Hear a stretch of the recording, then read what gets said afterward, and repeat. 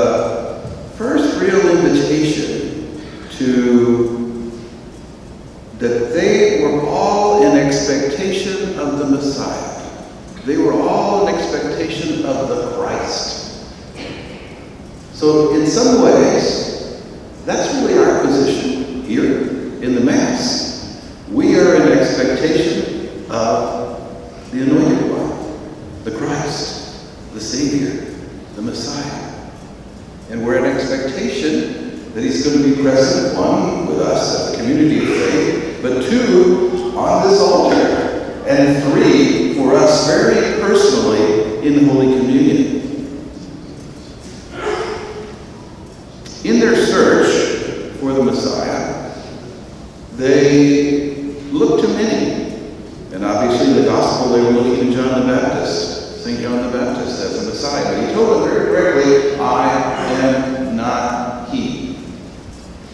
One who is coming after me, who I am not worthy to even fix his sandals. But he will baptize you with the Spirit of God and fire. Now for us, as a people of baptism, we honor this day especially because we have been brought to this baptism font, or one like it, in a church near us. And we have been given to the Lord. As the water was poured on us, as our parents, our godparents, our friends, our neighbors, whoever was there, watched, it was a moment of the gospel. And you notice in the gospel, remember there's three realms. The first thing the gospel says is that the heavens were opened. So the realm of God was all of a sudden opened to earth. And that's what happens to us in baptism. The realm of God is open to us. And the Spirit of God descended upon Jesus in the gospel we heard in the form of a dove. It was evidently either a visual or a vision or a moment of the heavens opening. And you have to pause right there. We have been baptized with that Spirit. All of us. We have received the Spirit of God. The heavens have opened for every single one of us. Put it in our Catholic terms, the grace of God has been poured forth to us. The grace of God in baptism. And we also hear in the Gospel, which is the other piece of this, which is really quite profound, God the Father saying, "This is my beloved Son, in whom I am well pleased." It's a wow moment because it's the same words spoken about us when we were baptized.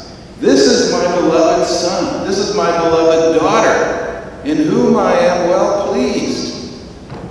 Wow, that's each and every one of us, baptized in the love of God. Baptized in the love of Jesus Christ.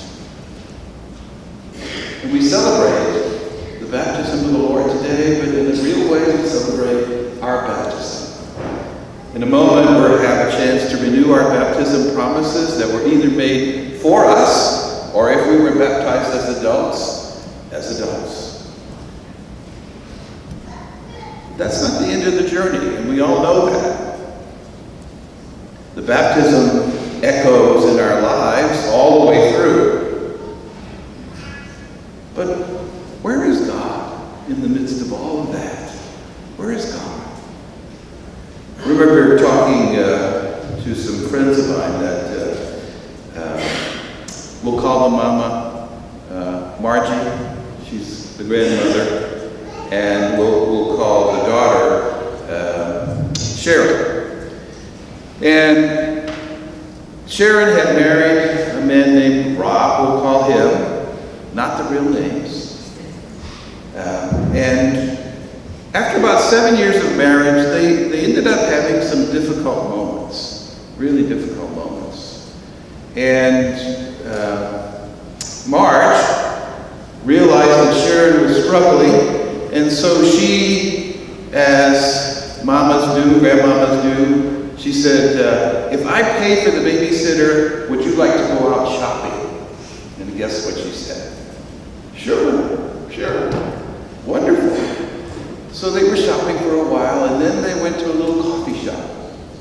And Marge confessed to Sharon, saying, I had a special reason for doing this, because I could tell something was going on between you and Rob, and y'all were beginning to struggle.